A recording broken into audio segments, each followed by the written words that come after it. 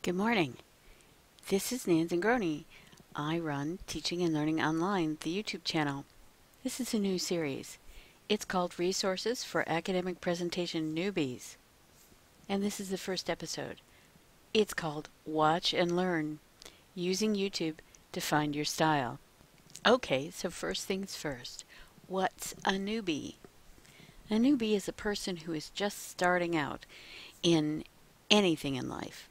We're going to be talking about giving a presentation in an academic conference or a scientific conference. So here, a newbie is a person who's just starting out in an academic discipline or a science, or somebody who's managed to get through quite some years without ever having to stand up in front of a conference room full of people and make a presentation on your work. Being a newbie's not a crime. It's the start of something really wonderful. But being a newbie carries a responsibility and an opportunity. The responsibility includes to avoid the pitfalls, to sample the examples, to follow the rules. When you get to the conference, you give your presentation to keep that room from falling asleep, and to develop your own style that indicates who you are and what you have to contribute. You also have an opportunity. Every presentation you give helps you make your mark in your discipline. Every presentation you give helps you get your unique understanding of your subject matter across. It helps you build your network, and it helps you build your brand.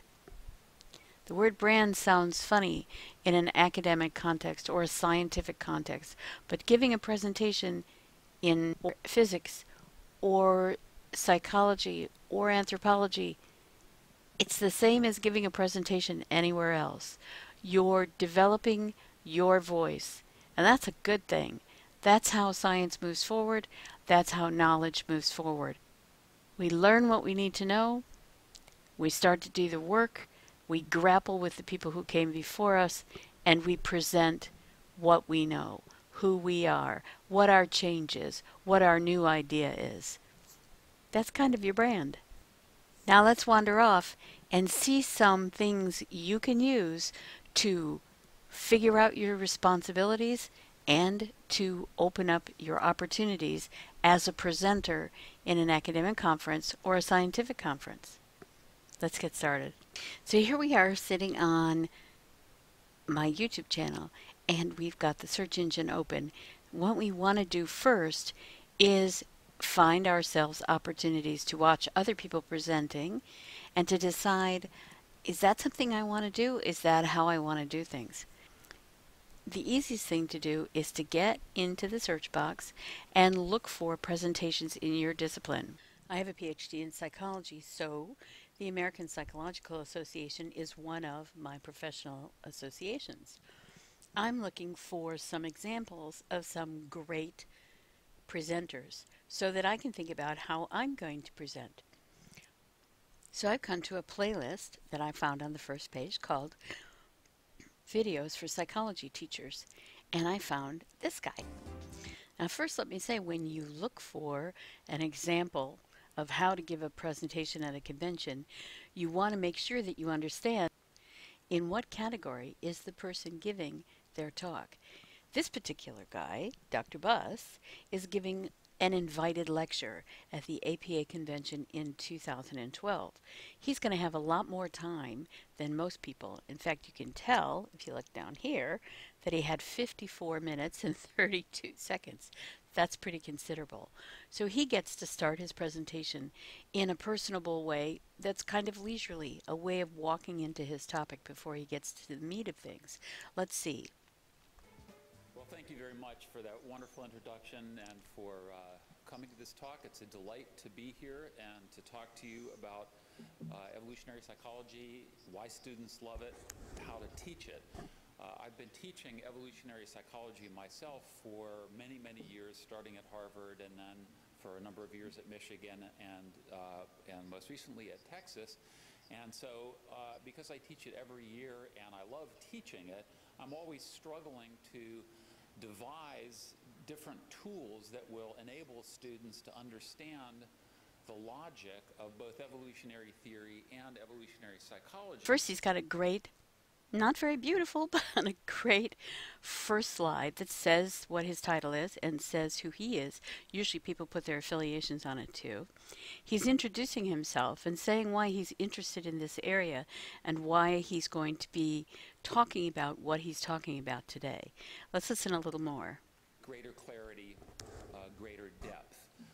And it's a challenging thing to do because some of the concepts, even though evolutionary theory in its simplest form is a fairly simple theory, straightforward, shouldn't be all that complicated to understand, it turns out there are a number of complications, a number of cognitive biases, even perhaps evolved cognitive biases that interfere with our understanding of evolutionary theory and its application to humans. Now what he's done is he's talked about the wider category of what he's going to narrow in on as his talk goes on. That's something that is a pretty good strategy.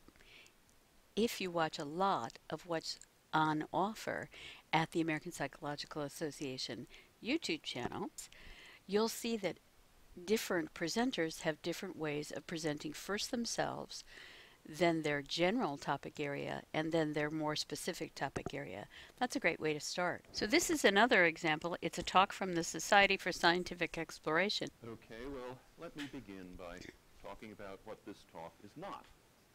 I'm not going to be discussing warp drives or any other technique for moving faster than light.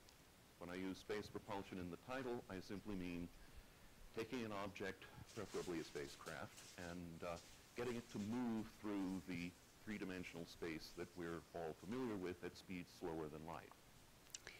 What he's done here is dispensed with his title slide. Is that a good idea? Probably not. But he's got a limited amount of time, so he leaps immediately into explaining what his talk is not about. And then from there, he'll move into what his talk is about. So, as an outline, there are a number of systems that we know for space propulsion that are in use, and I describe them as having failings because generally they do less than we'd like.